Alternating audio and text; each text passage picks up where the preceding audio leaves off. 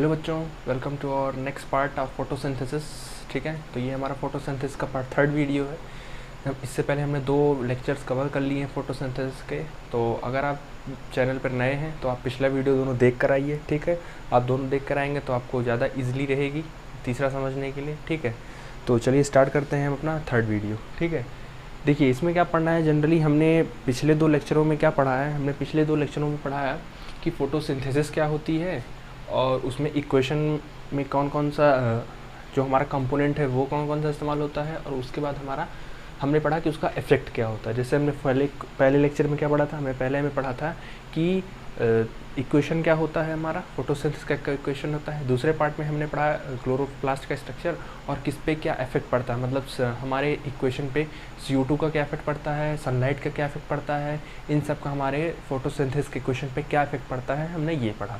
ठीक है, तो आज हम जो पढ़ेंगे उसमें हम एक थर्ड पार्ट पढ़ेंगे, क्योंकि पिछले पार्ट में हमने क्या पढ़ा था, फोटोसिंथेसिस के इक्वेशन में क्या क्या था, CO2, H2O, sunlight and chlorophyll, इतनी चीज़ों की ज़रूरत थी, जिसमें हमने CO2 को कवर कर लिया था और हमने सनलाइट को भी कवर कर लिया था, एंगलमैन का एक्सपेरिमेंट और वो हमने कवर कर लिया था। आज जो करना है हमें वो क्लोरोफिल यानी पिगमेंट के बारे में करना है। ठीक है, तो वीडियो स्टार्ट करने से पहले, जैसा कि मैंने पिछले लेक्चर में एक क्वेश्चन पूछा था कि maximum photosynthesis occur in which light. ठीक है, मैंने ऑप्शन भी दिया था, red light, green light, blue light, white light.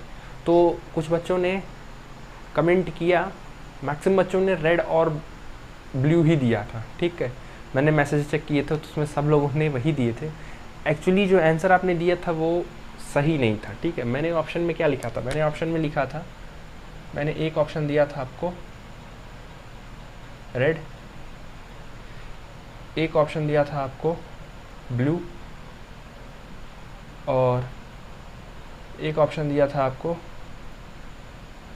Green, और जो लास्ट ऑप्शन था वो था वाइट लाइट। तो इसमें कुछ बच्चों ने रेड को मारा है, कुछ बच्चों ने ब्लू को मारा है, तो इसका जो राइट आंसर होगा वो होगा आपका वाइट लाइट। ठीक है, इसका जो राइट आंसर होगा वो होगा वाइट लाइट। अब वाइट लाइट कैसे होगा, तो वाइट लाइट देखो, वाइट लाइट कैसे होगा, जैसे कि मैंने बताया था एंगलमैन के एक्सपेरिमेंट के दौरान, मैंने बताया था कि आपके पास 7 कलर होते हैं, VIVGOR विबजियोर होता है। ठीक है, ये जब निकोल प्रिज्म से पास किया गया था, तो निकोल प्रिज्म से क्या पास हुआ था, हमने कैसा लाइट पास की थी निकोल प्रिज्म से, हमने निकोल प्रिज्म से वाइट लाइट को पास किया था, और उसके बाद हमारा ये विबजियोर बन के तैयार हुआ था। इसका मतलब कि इसी विबजियोर में रेड भी है, ब्लू भी है, बाकी ग्रीन तो है सबसे लीस्ट करता है, बाकी और भी सारे कलर्स हैं। तो मतलब सबसे ज़्यादा फोटोसिंथेसिस अब आप सोचिए वाइट लाइट में होगा कि इसमें होगा, मतलब उसके कंपोनेंट में होगा, या अब इसमें देखेंगे तो सिर्फ रेड लाइट में ही ज़्यादा होगा, लेकिन ब्लू में भी तो कुछ अमाउंट में हो रहा है और ग्रीन में भी, ग्रीन लाइट में भी हो रहा है। इसका मतलब कि रेड में भी हो रहा है, ब्लू में भी हो रहा है और ग्रीन में सबसे लीस्ट हो रहा है। जैसे कि पिछले लेक्चर में क्या बताए थे, पिछले लेक्चर में बताए थे कि रेड में मैक्सिमम होगा, ब्लू में मिनिमम होगा और ग्रीन में लीस्ट होगा। पर ये तीनों किसके पार्ट हैं, ये तीनों पार्ट है आपके इसी विबजियोर के। क्या इतनी बात क्लियर हो रही? और ये विबजियोर कहाँ से आया है, ये आया है वाइट लाइट से। तो अब आप सोचिए मैक्सिमम मिनिमम सब हो रहा है, और वो भी किसका पार्ट है, वाइट लाइट का पार्ट है। इसका मतलब जो मैक्सिमम फोटोसिंथेसिस होगा वो होगा वाइट लाइट से। ठीक है, अगर क्वेश्चन का आंसर समझ में आया हो, रीज़न अगर आपको समझ में आया हो तो अच्छी बात है, अगर नहीं समझ में आया हो तो आप कमेंट बॉक्स में कमेंट करिए, अगले लेक्चर में हम फिर से इसको समझाएंगे कुछ दूसरे मेथड से। ठीक है, तो जैसा कि मैंने पिछले में पूछा था तो मैंने इसलिए समझा दिया। ठीक है, तो इसके बाद हम अगला शुरू करते हैं अपने क्लोरोफिल यानी पिगमेंट्स के बारे में। ठीक है, जैसे कि हमने देखा था कि हमने CO2 कवर कर लिया, सनलाइट कवर कर लिया, तो इस लेक्चर में हमें कुछ पिगमेंट्स देखने हैं। ठीक है, हमें कुछ पिगमेंट्स देखते हैं, तो चलिए स्टार्ट करते हैं कुछ पिगमेंट्स। तो चलिए अगला हम देखते हैं पिगमेंट्स के बारे में। ठीक है, जैसे कि फोटोसिंथेसिस के क्वेश्चन में कुछ पिगमेंट्स का भी रोल होता है, तो ये कुछ पिगमेंट्स हैं आपके ऐसे चार्ट में हैं, आपको इस लेक्चर में भी मिल जाएगा, यानी इस चैप्टर में भी मिल जाएगा, और अगर आप देखेंगे तो आपको 6 चैप्टर एनाटॉमी या मॉर्फोलॉजी में भी कुछ मात्रा में मिल जाएगा। ठीक है, देखिए पिगमेंट जो होता है, पिगमेंट 3 तरह का होता है। एक होता है क्लोरोफिल, इससे सब लोग वाकिफ़ होते हैं, दूसरा होता है कैरोटेनॉइड और तीसरा होता है फाइकोबिलिन्स। क्या मैंने बताया, पिगमेंट 3 तरह के होते हैं। पहला होता है क्लोरोफिल, दूसरा होता है कैरोटीनॉइड्स एंड तीसरा होता है फाइकोबिलिन्स। क्या इतनी बात क्लियर है? अब इसमें जो क्लोरोफिल होता है ये नेसेसरी पिगमेंट होता है। अब नेसेसरी पिगमेंट होता है तो ये मुझे बताने की ज़रूरत नहीं है कि इसे नेसेसरी पिगमेंट क्यों कहा जाता है, क्योंकि बात तो क्लियर ही होगी कि इसे नेसेसरी पिगमेंट क्यों कहा जाता है, क्योंकि क्लोरोफिल ही सभी ग्रीन प्लांट्स में लाइट को ट्रैप करने का काम करता है। ठीक है, तो ये क्लोरोफिल हो गया नेसेसरी पिगमेंट। बाकी कैरोटीनॉइड्स और फाइकोबिलिन्स ये हो गया एसेसरी पिगमेंट। नेसेसरी पिगमेंट और एसेसरी पिगमेंट में क्या अंतर होता है, डिफरेंस समझो। एग्जाम्पल इसका समझो, जैसे हमने गाड़ी ली, ठीक है, हमने एक बाइक ली। अब उस बाइक में एक होगा नेसेसरी पार्ट और एक होगा एसेसरी पार्ट। उस बाइक का नेसेसरी पार्ट क्या होगा? उस बाइक का नेसेसरी पार्ट होगा उसका टायर, उसका हैंडल, उसका इंजन। मतलब कि जिसके वजह से बाइक नहीं चलेगी वो सारे उसके क्या हो गए, नेसेसरी पार्ट हो गए। जैसे बाइक इंजन की वजह चलेगी, नहीं चलेगी, पहिए की वजह चलेगी, नहीं चलेगी, हैंडल होगा तो चलेगी, नहीं चलेगी। मतलब ये सब उस बाइक का क्या हो गया, नेसेसरी पार्ट हो गया। अब इस बाइक का एसेसरी पार्ट क्या है, मतलब इनके ना होने से भी चल जाएगा। एसेसरी पार्ट क्या है बाइक का? जैसे सीट कवर, साइड मिरर, या कह सकते हैं बैक लाइट, फ्रंट लाइट, जो भी है आपका जो लोगों डिज़ाइन कराते हैं गाड़ियों पे, अगर वो सब नहीं भी कराएंगे तो वो सब क्या है, वो एसेसरी पिगमेंट है। सीट कवर नहीं होगा तो भी हम बाइक चला सकते हैं, साइड मिरर नहीं होगा तो भी हम चला सकते हैं, ठीक है, बम्फर नहीं होगा तो भी हम चला सकते हैं। मतलब हम इन सबको क्या कर सकते हैं, हम तभी भी चला सकते हैं, लेकिन बिना नेसेसरी इंस्ट्रूमेंट के हम बाइक को नहीं चला सकते। तो ठीक वही है कि जब तक नेसेसरी पिगमेंट नहीं होगा, एसेसरी का कोई रोल नहीं। यानी नेसेसरी पिगमेंट आपका क्लोरोफिल होना ही होना चाहिए, और एसेसरी हो या ना हो उससे कोई ज़्यादा प्लांट को इफेक्ट नहीं पड़ेगा।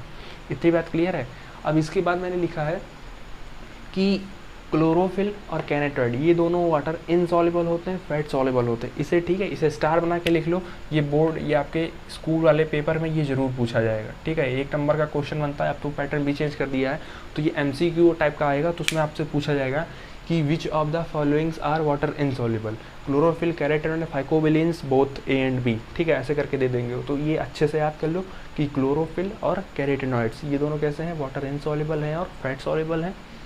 फाइकोबिलिन्स क्या है, वाटर सॉल्युबल और फैट इनसॉल्युबल है। या एक ही याद कर लो कि फाइकोबिलिन्स क्या है, वाटर सॉल्युबल है, वाटर सॉल्युबल है तो वो फैट इनसॉल्युबल होगा। बाकी उसके अपोजिट वाला, उसका अपोजिट कर लो। ठीक है, क्या बताए कि पिगमेंट्स क्या होते हैं? पिगमेंट्स आपके पास 3 तरह के होते हैं। कौन कौन से होते हैं? क्लोरोफिल होते हैं, फाइकोबिलिन्स होते हैं और कैरोटीनॉइड्स होते हैं। जिसमें मैंने बताया क्लोरोफिल जो होता है वो नेसेसरी पिगमेंट होता है, कैरोटीनॉइड्स और फाइकोबिलिन्स वो एसेसरी पिगमेंट होता है। क्लोरोफिल और कैरोटीनॉइड्स, ठीक है, क्लोरोफिल और कैरोटीनॉइड्स से क्या होते हैं, वाटर इनसॉल्युबल होते हैं और फैट सॉल्युबल होते हैं। जैसा लिखा है, वाटर इनसॉल्युबल, फैट सॉल्युबल होते हैं। और फाइकोबिलिन्स क्या होता है, वाटर सॉल्युबल होता है और फैट इनसॉल्युबल होता है। ठीक है, इतनी बात क्लियर है? चलिए अब आगे हम एक एक को करके डिस्क्राइब कर देते हैं कि क्लोरोफिल क्या होता है, कैरोटीनॉइड्स में क्या स्ट्रक्चर है, फाइकोबिलिन्स का क्या है, इसका रोल क्या है। ठीक है, एक जल्दी से शॉर्ट टर्म में इसको सारे को डिस्क्राइब कर देते हैं। ठीक है, तो चलिए अगली हेडिंग डालिए, क्लोरोफिल। चलिए तो अगली हेडिंग डालिए, क्लोरोफिल। ठीक है, ये क्लोरोफिल के बारे में पूरी जानकारी है। ठीक है, मेरे ख्याल से कि इतनी ही जानकारी आपको क्लोरोफिल के बारे में किसी भी किताब में मिल जाएगी। NCERT में खोजेंगे तो NCERT में इन सब का कहीं भी जिक्र नहीं किया गया है। ठीक है, तो इसीलिए इसको अलग से पढ़ाया जा रहा है आपको। और अगर आप गाइड बुक पढ़ रहे हैं या कोई भी साइड बुक पढ़ रहे हैं आप, प्रदीप की या किसी भी पब्लिकेशन की, अगर एडवाइज़र की किसी पब्लिकेशन की पढ़ रहे हैं आप, तो आपको शायद मिल जाए किताब में। ठीक है, नहीं तो NCERT में नहीं मिलेगा। तो ये आपको इन्फॉर्मेशन के लिए है, तो इसे जान लीजिए। ठीक है, देखिए मैंने क्या बताया कि क्लोरोफिल एक पिगमेंट होता है। अब इसको जानना बहुत इंपॉर्टेंट है क्योंकि ये बहुत मेन पार्ट है। जैसे कि क्लोरोफिल जो होता है वो मैनी टाइप्स का होता है। क्या क्या होता है? Chlorophyll A, chlorophyll B, chlorophyll C, chlorophyll D and chlorophyll E। ठीक है, कितने तरह के क्लोरोफिल होते हैं टोटल होते हैं 5 तरह के क्लोरोफिल। ठीक है, कितने तरह के होते हैं टोटल? 5 तरह के क्लोरोफिल होते हैं। लेकिन इन सब में जो सबसे मोस्ट इम्पॉर्टेंट क्लोरोफिल होता है वो होता है A। ठीक है, सबसे ज़्यादा इंपॉर्टेंट क्लोरोफिल कौन सा होता है? Chlorophyll A। बाकी B, C, D उतना इंपॉर्टेंट नहीं होते जितना क्लोरोफिल A इंपॉर्टेंट होता है। अब देखो इसी को मैंने डिवाइड करके दिखा दिया है आपको। ठीक है, मैं सीक्वेंस से पढ़ाते जा रहा हूँ, आप भी अपने कॉपी में ऐसे ही हेडिंग बना के लिखते जाइए। ठीक है, चलिए पहला है क्लोरोफिल A। ठीक है, क्लोरोफिल A को हम बोलते हैं यूनिवर्सल पिगमेंट। जैसा कि मैंने बोला कि क्लोरोफिल जो A होता है वो कैसा होता है? मोस्ट इम्पॉर्टेंट पिगमेंट होता है। ठीक है, इंपॉर्टेंट होता है। दूसरा है कि ये यूनिवर्सल पिगमेंट है। अच्छा, यूनिवर्सल पिगमेंट का मतलब है कि ये हर प्लांट में प्रेजेंट होगा ही होगा। मतलब क्लोरोफिल बहुत इंपॉर्टेंट है इसीलिए, क्योंकि क्लोरोफिल इतना इंपॉर्टेंट है कि इसका होना प्लांट में बहुत ज़रूरी है, इसीलिए ये प्लांट के हर पार्ट में क्लोरोफिल होगा ही होगा। ठीक है, हर प्लांट में क्लोरोफिल होगा। जनरली क्लोरोफिल का फॉर्मूला नहीं पता होता बच्चों को, तो ये लिख लीजिए C55H72O5N4Mg, लिख लीजिए C55H72O5N4Mg। ठीक है, इसको लिख लीजिए। उसके बाद नेक्स्ट है आपका chlorophyll A. Chlorophyll A has tetrapyrrolic ring. इसके पास टेट्रापायरोलिक रिंग होता है और पॉरफायरिंग रिंग होता है, जिसमें मैग्नीशियम आपका सेंटर में होता है। अच्छा, ये अगर आपको याद होगा तो ये मैंने आपको एक बार और पढ़ाया है।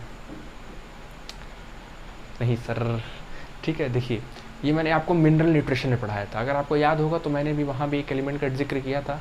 तो अगर आपको याद है तो आप कमेंट बॉक्स में कमेंट करिए कि मैंने किस एलिमेंट में आपको इसका जिक्र किया था। ठीक है, तो इससे आपकी पढ़ाई भी रिवाइज हो जाएगी कि आपको कितना याद है, आपने कितना पढ़ा है। ठीक है, तो इस टर्म का मैंने जिक्र किस एलिमेंट में वहाँ समझाया था, कमेंट बॉक्स कमेंट करिए। ठीक है, जैसा कि मैंने कहा कि इसके पास टेट्रापायलोरिक रिंग होता है और पॉरफायरिंग रिंग होती है, मैग्नीशियम इसका सेंटर में होता है। तो मैंने ये इसका स्ट्रक्चर बना दिया। ठीक है, देखो इसमें मैग्नीशियम सेंटर में है, देखो फॉर्मूले में देखो मैग्नीशियम है, तो क्योंकि मैग्नीशियम अकेला है तो मैग्नीशियम इसमें मैंने सेंटर बना दिया, जो कि लिखा है मैग्नीशियम सेंटर। बाकी चारों तरफ इसके ऑक्सीजन है। ठीक है, O5 है, 1 2 3 4, ये 3D स्ट्रक्चर है, एक पीछे है उसके। ठीक है, तो O5 चारों तरफ हो गया। इस O को बोलते हैं पायरोल रिंग, इस O को जो चारों तरफ है इसको बोलते हैं पायरोल रिंग। ठीक, अब ये O और मैग्नीशियम के कॉम्बिनेशन का ऊपर वाला हिस्से को बोलते हैं पॉरफायरिंग रिंग। क्या बोलते हैं? पॉरफायरिंग रिंग। और यही आपका हेड वाला पार्ट होता है। ठीक है, ये ऊपर वाला क्या हो गया आपका? हेड वाला। तो मैंने क्या कहा कि ये सर्कल वाला पॉरफायरिंग पायरोल रिंग है और ये पूरा पॉरफायरिंग रिंग है। ठीक, कोई डाउट इसमें? इसमें कोई डाउट नहीं है ना? तो इसका जो अपर वाला पार्ट हो गया, ये हो गया पॉरफायरिंग रिंग, ये हेड होता है पूरा। ठीक है, और इसके पीछे निकला होता है फाइटोल रिंग, जिसे हम टेल बोलते हैं। ठीक है, अपर वाला पार्ट हो गया हेड, नीचे वाला पार्ट हो गया टेल। तो उसमें क्या करना है, जैसे लिखा हैज़ टेट्रापायरोलिक रिंग, इसका मतलब टेट्रापायरोलिक मतलब ये वाला पार्ट होगा, और अगर ये होगा तो उसके पास पॉरफायरिंग रिंग भी होगी। ठीक है, यानी टेट्रापायरोलिक रिंग। देखो टेट्रा क्यों लिया है? 1 2 3 4, तो 4 हो गए, तो 4 के लिए टेट्रा, और एक एक क्या है? पायरोलिक, तो टेट्रापायरोलिक रिंग। और ये हो गया पॉरफायरिंग, इसके ऊपर बोले वाले को बोलते हैं पॉरफायरिंग रिंग। ठीक है, तो ये हो गया आपका हेड पार्ट, फाइटोल टेल हो गया नीचे, और मैग्नीशियम हो गया इन सेंटर में। ठीक है, तो ये हो गया आपका क्लोरोफिल ए का स्ट्रक्चर। ठीक है, इसे एग्जाम में जनरली नहीं पूछा जा सकता है, आपके स्कूल वाले में नहीं पूछा जा सकता, हो सकता है कॉम्पिटिटिव में पूछा जा सके, तो मैंने इसलिए बता दिया। ठीक है, तो ये हो गया आपका ए। नेक्स्ट आता है आपका क्लोरोफिल बी। बी क्या है? इसमें सिर्फ याद कर लो कि इसमें क्लोरोफिल बी में क्या होता है, CH3 is replaced by CHO। मतलब इसमें एक कार्बन और 3 हाइड्रोजन रिप्लेस हो जाता है, एक कार्बन एक हाइड्रोजन एक ऑक्सीजन से। ठीक है, इसमें रिप्लेस हो जाता है। तो जैसा कि फॉर्मूला में C55 था, तो C तो ऑलरेडी रहेगा। अच्छा, H3 था ना, H3 था, 3 था, ये हटेगा, लेकिन उसकी जगह एक तो आ जा रहा है, तो एक आ जा रहा है, तो ओवरऑल डिफरेंस कितने का होगा? यहाँ 3 था, यहाँ 1 है, तो ओवरऑल डिफरेंस कितने का आया? सिर्फ 2 का आया। इसका मतलब इसके में 2 घटा दो, तो इसके में 2 घटाओगे तो H72 आ गया। ठीक है, अब O5 है और यहाँ पे O6 हो जाएगा, क्योंकि एक ऐड हुआ है तो O6 हो गया, बाकी N4Mg एज इट इज़ रहेगा ही रहेगा। ठीक, और इसका एग्जांपल हो गया ये ग्रीन प्लांट और एल्गी में क्या होता है? क्लोरोफिल बी प्रेजेंट होता है। ग्रीन प्लांट और एल्गी में क्लोरोफिल बी प्रेजेंट होता है। नेक्स्ट आता है आपका क्लोरोफिल सी। क्लोरोफिल सी में कहा है कि फाइटोल टेल एब्सेंट होती है। फाइटोल टेल क्या होती है? ये नीचे वाली। ठीक है, इसका जो टेल होता है ये एब्सेंट होता है, मतलब ये नहीं होगा, सिर्फ ऊपर वाला होगा, तो वो क्लोरोफिल सी होगा। तो कभी कभी स्कूल के पेपर में पूछा जाएगा कि which chlorophyll pigment has absence of phytol tail. कौन से क्लोरोफिल पिगमेंट में फाइटोल टेल एब्सेंट होती है? Chlorophyll A, B, C, D and none of these. दे देगा ऑप्शन, खोजो अब, याद है अगर। ठीक है, क्लोरोफिल सी जो होता है वो मिक्सचर होता है क्लोरोफिल ए प्लस क्लोरोफिल सी। ये ए प्लस सी का मतलब होता है क्लोरोफिल ए प्लस क्लोरोफिल सी। मतलब कि जो सी बना है क्लोरोफिल सी, वो 2 पिगमेंट से बना है। एक तो क्लोरोफिल ए है ही उसमें, और दूसरा उसमें क्लोरोफिल सी भी है। क्यों क्लोरोफिल ए है? क्योंकि यहाँ पे क्लोरोफिल ए क्या है? यूनिवर्सल पिगमेंट है क्लोरोफिल ए, तो मोस्ट इंपॉर्टेंट यूनिवर्सल है। यूनिवर्सल है मतलब इसका होना जरूरी है। ठीक है, और जनरली क्लोरोफिल सी जो होता है वो फियोफाइसी में प्रेजेंट होता है, यानी ब्राउन एल्गी में प्रेजेंट होता है। अगर आप 3rd चैप्टर प्लांट किंगडम पढ़े होंगे तो वहाँ आपको मिल जाएगा फियोफाइसी, रोडोफाइसी। ठीक है, वहाँ आपको मिल जाएगा आपको फियोफाइसी, रोडोफाइसी, ठीक है, तो वहाँ क्लोरोफाइसी, ठीक है, वहाँ आपको मिल जाएगा red algae, green algae, brown algae. तो वहाँ अगर आपने पढ़ा होगा तो अच्छी बात है, नहीं तो यहाँ सुन लीजिए, आप एनसीईआरटी आप खोल के देख लीजिए, प्लांट किंगडम में ही आपका, ठीक है, एनसीईआरटी में एल्गी करके दिया। तो फ्यूफाइसी होता है ब्राउन एल्गी, रोडोफाइसी होता है रेड एल्गी, एंड क्लोरोफाइसी होता है ग्रीन एल्गी। ठीक है, तो ग्रीन ब्राउन एल्गी यानी फ्यूफाइसी में क्लोरोफिल सी प्रेजेंट होता है। अब डी का आता है तो ये क्लोरोफिल ए प्लस डी में प्रेजेंट ही होगा, और ये किस में प्रेजेंट होता है, रोडोफाइसी में प्रेजेंट होता है। लास्ट आता है क्लोरोफिल ई, इसके साथ कौन प्रेजेंट होगा, ए प्लस ई। तो इसको याद करने का तरीका क्या है, देखो क्लोरोफिल ए तो सबसे इंपॉर्टेंट है ये, बी में भी कह सकते हैं कि क्लोरोफिल ए प्लस बी बनेगा, सी में क्या है क्लोरोफिल ए प्लस क्लोरोफिल सी होगा, डी में क्या है क्लोरोफिल ए प्लस क्लोरोफिल डी होगा, क्लोरोफिल ई में क्या है क्लोरोफिल ए प्लस क्लोरोफिल ई होगा। इतना तो होगा ही होगा। अब जैसा कि सी में फाइटोल टेल एब्सेंट होती है और ये ब्राउन एल्गी में पाया जाता है, ठीक है, याद कर लो। डी में रोडोफाइसी में पाया जाता है, ठीक है, ये इतना याद कर लो। और एक क्लोरोफिल ए इंपॉर्टेंट, इसका फॉर्मूला याद कर लो, C55H72O5N4Mg याद कर लो। और इसमें फॉरफायरिंग रिंग, फाइटोल टेल और टेट्रापाइलोरिक रिंग सब होता है, ठीक है, और ये एक यूनिवर्सल पिगमेंट होता है। ठीक है, इतनी बातें समझ में आए? अगर इतने में कोई डाउट होगा तो आप फिर कमेंट बॉक्स में कमेंट करिएगा, इसको हम फिर से कोशिश करेंगे समझाने की। अब इसी में मैंने बीच में लिखा है फॉर्मेशन ऑफ क्लोरोफिल। क्लोरोफिल बनता कैसे है, ठीक है, क्लोरोफिल बनने का क्या, क्लोरोफिल बनता है सक्सिनिल को एंजाइम ए, सक्सिनिल को एंजाइम ए, ठीक है, ये जो लिखा मैंने COA, इसका मतलब होता है को एंजाइम ए, ठीक है। अभी आपको बायोमोलिक्यूल्स में डिटेल में बताया जाएगा वहाँ पे। तो सक्सेनिल को एंजाइम ए प्लस ग्लाइसिन, ठीक है, इसमें ग्लाइसिन क्या होता है, ग्लाइसिन जो होता है वो एक अमीनो एसिड होता है। अगर आप नेट पे सर्च करेंगे तो आपको इसका स्ट्रक्चर मिलने को मिल जाएगा ग्लाइसिन, ठीक है। मैंने बताया था कि 20 अमीनो एसिड होते हैं, तो उसी में से एक अमीनो एसिड है ये, ठीक है। अब इसके ये जब तीनों आपस में, ये दोनों सक्सेनिल कोएंजाइम ए और प्लस ग्लाइसिन आपस में कंबाइन होते हैं, ये प्रोटोक्लोरोफिल बनता है। प्रोटोक्लोरोफिल का मतलब होता है कि ये इनिशियली, मतलब प्रोटो का मतलब हो गया फर्स्ट, इनिशियली ये स्टार्ट होना होता है कि ये शुरू होता है क्लोरोफिल बनने का, एक प्रोसेस शुरू होता है, ठीक है। तो ये क्लोरोफिल होता है, प्रोटोक्लोरोफिल। और जैसे ही इसको लाइट मिलती है ये क्लोरोफिल में कन्वर्ट हो जाता है और ये फिर एक बायोसिंथेसिस करने लगता है, मतलब ये खुद बनाने लगता है। तो क्लोरोफिल कैसे बनता है, क्लोरोफिल बनने के लिए हमें सक्सेनिल को एंजाइम ए की ज़रूरत होती है और प्लस ग्लाइसिन की ज़रूरत होती है। जब ये दोनों आपस में मिलेंगे तो मिलने के बाद हमारा प्रोटोक्लोरोफिल बनेगा, मतलब एक इनिशियल हमारा कंपाउंड बनेगा। और अगर उस पर हम लाइट गिराते हैं या लाइट अगर उस पर पड़ती है तो वो फिर प्रोटोक्लोरोफिल का बायोसिंथेसिस होने लगता है, जिसकी वजह से आपका क्लोरोफिल बनेगा और क्लोरोफिल अपने आप को फिर बनाता जाएगा, ठीक है। इतनी बात क्लियर है, ठीक है, इतनी बात आप क्लियर हो तो इसको नोट कर लीजिए, ठीक, इसको नोट कर लीजिए आप वीडियो को पॉज करके।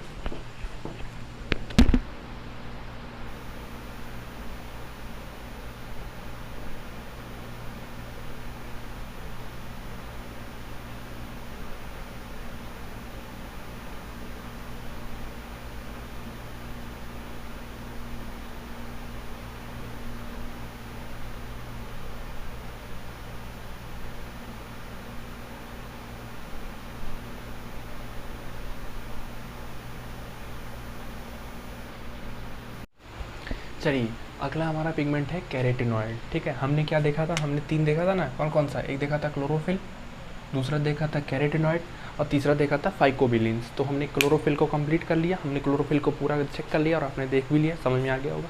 नेक्स्ट आता है आपका कैरोटीनॉइड। कैरोटीनॉइड जो होता है ये 2 पार्ट से मिलकर बना होता है, ठीक है। एक होता है कैरोटीन और एक होता है ज़ैंथोफिल।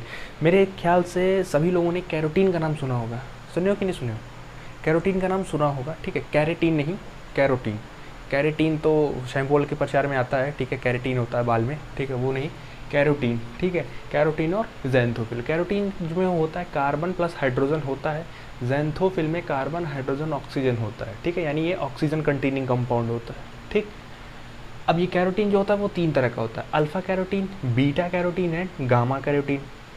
अल्फ़ा और गामा का भी कोई फंक्शन एग्जैक्ट तो नोन नहीं है, लेकिन बीटा कैरोटीन का फंक्शन नोन है, ठीक है। बीटा कैरोटीन जो होता है वो कैरेट में पाया जाता है, गाजर में पाया जाता है। कहाँ पाया जाता है बीटा कैरोटीन, बीटा कैरोटीन गाजर में पाया जाता है और ये हेल्प करता है in synthesis of vitamin A, मतलब कि बीटा कैरोटीन किसकी मदद करता है, विटामिन ए को बनाने में हेल्प करता है, ठीक। इतनी बात क्लियर है। दूसरा आता है ज़ैंथोफिल। ज़ैंथोफिल जैसे मैंने बताया इसमें कार्बन हाइड्रोजन और ऑक्सीजन तीनों होता है, ठीक है, और ये ऑक्सीजन कंटेनिंग कंपाउंड होता है, ठीक है, ऑक्सीजन कंटेनिंग कंपाउंड होता है। इसमें आता है कि इसमें दो तरह का होता है, जैसे इसमें alpha carotene, beta carotene and gamma carotene है, तो वैसे इसमें एक आता है जियोजैंथिन और एक आता है फुकोजैंथिन। ठीक है, तो जियोजैंथिन पाया जाता है मेज में, भुट्टा में, और फिकोजैंथिन पाया जाता है एल्गी में। ठीक है, तो कभी कभी बच्चों को क्या कन्फ्यूज़न होती है कि जब आप वही एनसीईआरटी का आप थर्ड चैप्टर पढ़ेंगे या आप सेकेंड चैप्टर पढ़ेंगे तो आपको मिलेगा जियोजैंथिन एंड फुकोजैंथिन, तो वहाँ पे बच्चे इसको भी क्लोरोफिल का ही पार्ट समझते हैं, जबकि वहाँ पे क्लोरोफिल नहीं है ये। ठीक है, जब आप पढ़े होगे तो वहाँ पे तुमको मिल जाएगा कि जैंथोफिल पिगमेंट, फुकोजैंथिल पिगमेंट, तो वहाँ भी लोगों को या बच्चों को लगता है कि क्लोरोफिल ही वो भी है, जबकि वो क्लोरोफिल का पार्ट नहीं, वो कैरोटेनॉइड का पार्ट होता है। ठीक है, तो जियोजैंथिन किसका पार्ट है? वो जियोजैंथिन किसका पार्ट है?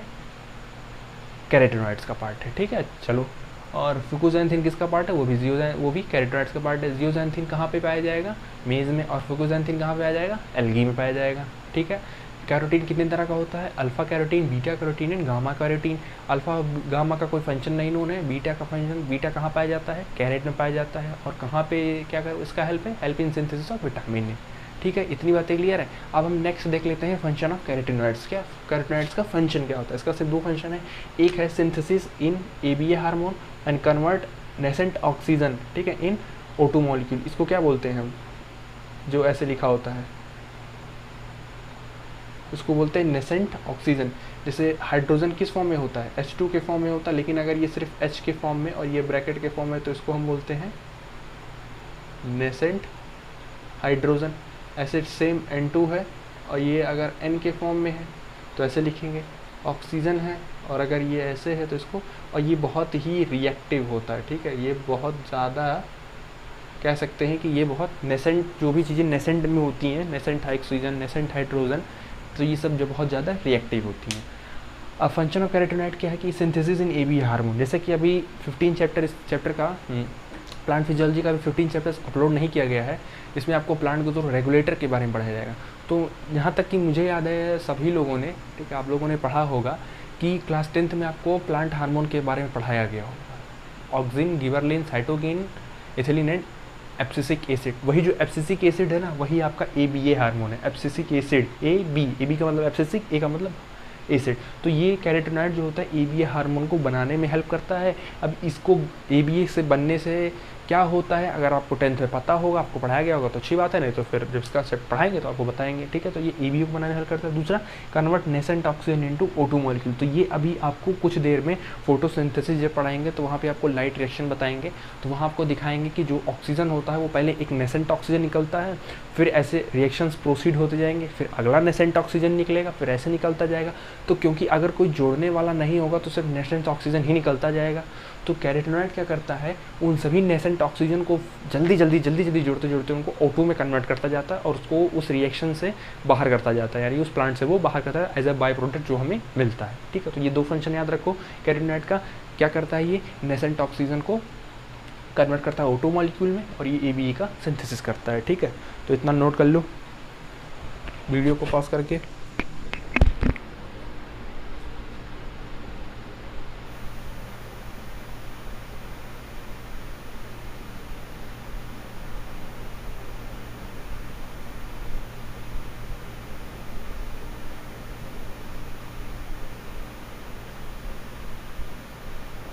चलिए अगला और लास्ट देखते हैं हम, फाइकोबिलीन्स। ठीक है, ये क्या होता है फाइकोबिलीन्स? ठीक है, तो फाइकोबिलीन्स क्या है? फाइकोबिलीन्स में having tetrapyrrole ring without magnesium plus and phytol tails. ठीक है, इसके पास टेट्रापाइरोल रिंग होती है पर इसके पास मैग्नीशियम नहीं होता है और फाइटोल टेल नहीं होता है। अब मुझे बताना नहीं पड़ेगा कि टेट्रापाइरोल रिंग क्या होती है। टेट्रापाइरोल रिंग का मतलब क्या हो गया? टेट्रापाइरोल का मतलब रिंग हो गया जो मैंने चारों तरफ बनाया था। ठीक है, अगर याद होगा तो ऐसे बनाया था, बीच में मैग्नीशियम बनाया था, फिर ऐसे ऐसे बनाया था, और यहाँ पे फिर मैंने फाइटोल टेल बनाई थी। तो ये जो गोल वाला हो गया चारों, ये हो गया टेट्रापाइरोल रिंग हो गया। ठीक है, तो ये तो होगा ये विदाउट मैग्नीशियम, मतलब इसमें मैग्नीशियम नहीं होगा, और नीचे क्या बनाया था मैंने? फाइटोल टेल, तो इसमें फाइटोल टेल भी नहीं होगा। तो मतलब ये हो गया फाइकोबिलीन्स। ठीक है, सॉल्युबल होता है ये हॉट वाटर में और ये पाया जाता है एल्गी में। बहुत ज़्यादा इसके बारे में नहीं जानना है, बस ऐसे ही एक रफली पॉइंट है, एक फैक्ट है, बस डाटा याद कर लो कि ये सॉल्युबल इन हॉट वाटर होता है और फाउंड इन एल्गी होता है। ठीक है, फाइकोबिलिन्स 3 तरह का होता है, फाइकोएरिथ्रिन, फाइकोसाइनिन एंड एलोफाइकोसाइनिन। क्या क्या होता है? Phycoerythrin, phycocyanin and एलोफाइकोसाइनिन। ठीक है, क्लियर इतनी बात है। अब फाइकोएरिथ्रिन का मतलब होता है रेड, ठीक है, रेड कलर के रिस्पॉन्सिबल होता है। फाइकोसाइनिन का मतलब होता है ब्लू कलर के रिस्पॉन्सिबल, और एलोफाइकोसाइनिन का मतलब होता है ब्लू। अब इसको याद कैसे करना है? अगर इसको याद करने का तरीका देखा जाए तो इसमें अगर याद होगा एक लास्ट में आ रहा है एरिथ्रिन, ठीक है, एरिथ्रिन। और अगर याद होगा कि आरबीसी का एक दूसरा नाम भी होता है, आरबीसी होता है रेड ब्लड सेल्स, और उसका एक दूसरा नाम भी क्या होता है? एरिथ्रोसाइट्स। आरबीसी किस कलर का होता है? रेड कलर का होता है, और उसका दूसरा नाम क्या है? एरिथ्रोसाइट्स, मतलब एरिथ्रोसाइट्स रेड कलर का। तो वहाँ पे देखो एरिथ्रो से रिलेटेड कुछ शब्द आ रहा है, एरिथ्रिन, एरिथ्रोसिन, इसका मतलब ये रेड कलर के रिस्पॉन्सिबल होगा। साइनिन, ठीक है, याद कर लो, साइनिन जो शब्द होता है वो ब्लू कलर के रिस्पॉन्सिबल होता है, साइनिन जो शब्द होता है वो ब्लू कलर के रिस्पॉन्सिबल होता है, और एलोफाइकोसाइनिन तो इसमें आ रहा है ब्लू कलर की। अब ये बताने का मकसद क्या है? जैसे कहा कि फाइकोबिलिन्स कहाँ पाया जाता है? एल्गी में पाया जाता है, और एल्गी आपके पास 3 तरह के हैं। कौन कौन से एल्गी आपके पास हैं? अभी मैंने बताया ना, एक होता है आपके पास रेड एल्गी, एक होता है आपके पास ब्राउन एल्गी, और एक होता है आपके पास ब्लू एल्गी। ठीक है, ब्लू भी होता है, या इसी को कह सकते हैं, नहीं इसको नहीं कह सकते, मतलब कहते हैं कि ब्लू एल्गी भी पाया जाता है और ग्रीन एल्गी भी होता है। ठीक है, अब एल्गी पाया जाता है तो रेड एल्गी को क्या बोलते हैं? रोडोफाइसी, ब्राउन एल्गी को क्या बोलते हैं? फियोफाइसी, और ग्रीन एल्गी को बोलते हैं क्लोरोफाइसी। मतलब अब मैं आपसे पूछूं कि रेड एल्गी में किसकी मात्रा ज़्यादा होगी, तो किसकी ज़्यादा होगी? फाइकोएरिथ्रिन की ज़्यादा होगी क्योंकि वो रेड कलर का है। किसकी मात्रा कम होगी? फाइकोसाइनिन की कम होगी। ठीक है, अगर मैं आपसे पूछूं कि ब्लू एल्गी में किसकी मात्रा ज़्यादा होगी, तो फाइकोसाइनिन की ज़्यादा होगी। किसकी कम होगी? फाइकोएरिथ्रिन की कम होगी। तो बस यही इतना, ठीक है, यही इतना पॉइंट था, इसको नोट कर लीजिए वीडियो को पॉज करके।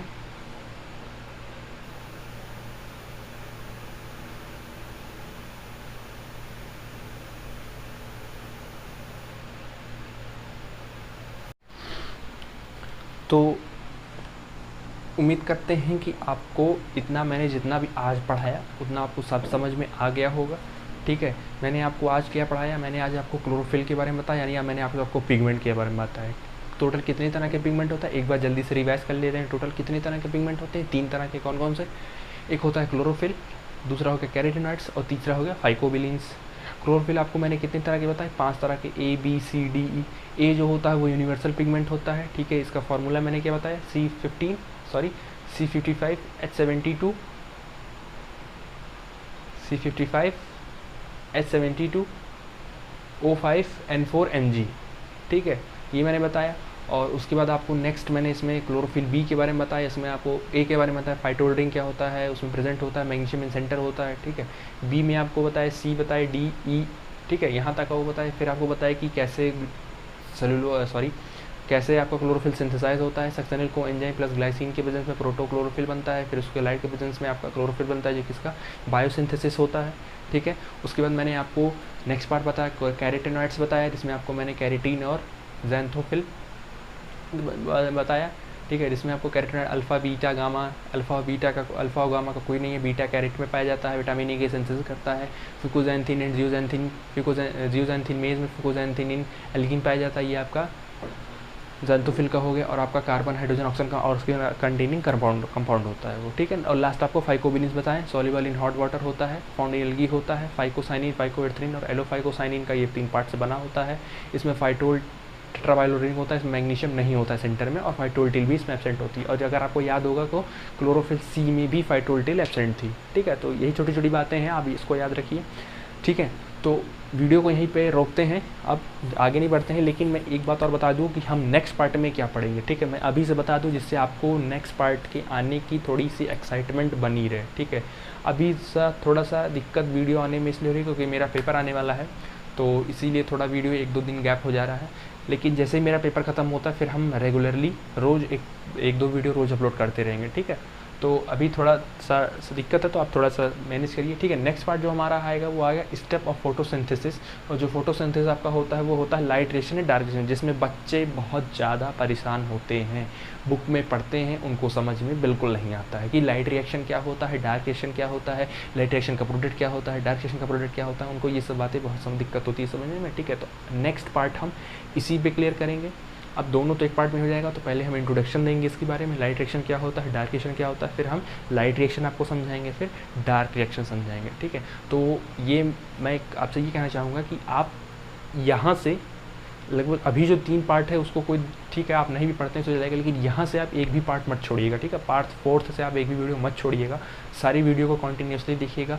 मैं एनसीईआरटी के हिसाब से एकदम लाइन टू लाइन चल रहा हूँ, आपको कोई दिक्कत नहीं होगी, आप एनसीईआरटी पढ़ते रहिए और कोई पॉइंट छूटेगा नहीं। तो नेक्स्ट पार्ट में हम आपको लाइट रिएक्शन डार्क रिएक्शन पढ़ाएंगे, ठीक है। तो उम्मीद करते हैं आज आपको जो भी पढ़ाएं वो समझ में आया होगा, ठीक है। वीडियो से रिलेटेड कोई भी कमेंट कोई भी सजेशन हो तो आप कमेंट बॉक्स में कमेंट करिए, कोई भी क्वेश्चन हो तो उसे आप पूछिए, ठीक है। मैं कोशिश करूँगा उसे रिप्लाई करने की। तो अगर मैंने जो भी पढ़ाया आपको समझ में आया हो तो वीडियो को लाइक कीजिए, शेयर कीजिए, सब्सक्राइब कीजिए, अपने दोस्तों के साथ शेयर कीजिए और पढ़ाई करते रहिए। All the very best, thank you.